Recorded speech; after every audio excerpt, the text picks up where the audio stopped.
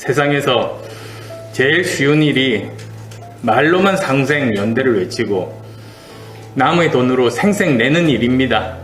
이 정권의 정책 폭망으로 서민들은 피멍이 들었지만 부동산 폭등으로 엄청난 불로소득을 얻은 이 정권의 실력자들과 관계자들이 너무나 많습니다. 청와대 전 현직 실장들과 수석, 장 차관, 부동산 악법을 통과시키는 데 앞장선 여당 국회의원, 낙하산 기관장들께서는 상생연대기금에 가장 먼저 출연해 주실 것을 기대합니다. 여기에 대한 문재인 대통령님, 정세균 총리님, 이낙연 대표님 이하 정부 여당의 진솔한 생각을 듣고 싶습니다. 정부 여당의 포퓰리즘에 우려를 표명하고 솔선수범할 것을 촉구합니다. 코로나19와 정부의 정책 실패로 큰 어려움을 겪고 계시는 분들께 피해 지원은 당연히 해야 합니다. 저는 이미 누구보다도 먼저 피해 입은 분들을 빠른 시간 내에 집중적으로 지원해 드려야 한다고 말씀드린 바 있습니다. 그러나 정부 여당의 태도는 너무 정치적 의도가 눈에 보입니다.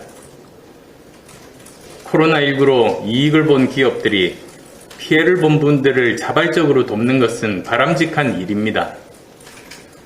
하지만 그 방식이 자발성을 가장한 사실상의 강제 출연이라면 이야기가 다릅니다. 군사정권이 기업의 팔을 강제로 비틀어 정치 자금으로 썼다면 이번 정부는 기업의 팔을 교묘히 비틀어 자신들의 선거에 도움되는 사업에 돈을 내라고 강요한다는 의심을 지울 수 없습니다. 다시 한번 말씀드리지만 영업금지 또는 영업 제한을 받는 소상공인 자영업자에 대한 손실 보상은 당연히 필요합니다.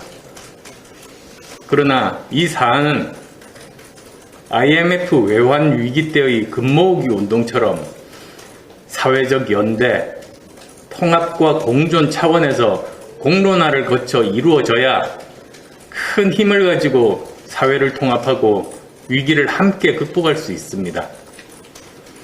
그러한 분위기를 만드는 것이 바로 정부 여당의 역할입니다. 그런데 당장 선거를 앞두고 일방적으로 밀어붙이고 야당은 찬성과 반대 중 하나만 선택하라는 쪽으로 몰고 가려 한다면 그것은 자신들의 사익 추구를 위한 정략이고 누가 봐도 선거용입니다.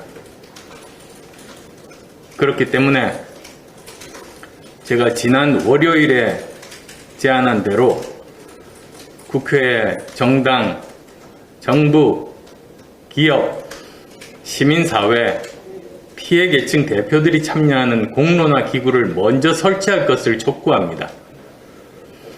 이번 2월 임시국회에서 합의된다면 여기서 연대와 협력의 공동체 정신이 살아 숨쉬게 하고 국민들이 자발적으로 협력할 수 있는 방법을 최우선적으로 찾아 나갈 수 있을 겁니다.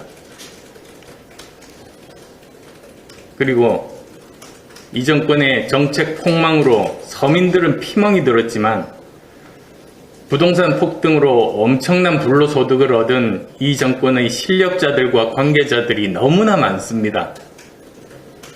청와대 전 현직 실장들과 수석, 장 차관, 부동산 악법을 통과시키는 데 앞장선 여당 국회의원, 낙하산 기관장들께서는 부동산 불로소득의 사회 환원을 앞장서서 실천하는 의미에서 상생연대기금에 가장 먼저 출연해 주실 것을 기대합니다.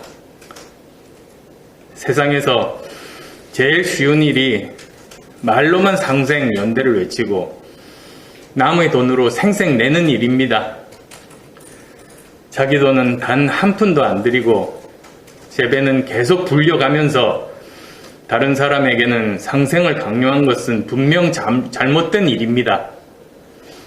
여기에 대한 문재인 대통령님, 정세균 총리님, 이낙연 대표님 이하 정부 여당의 진솔한 생각을 듣고 싶습니다.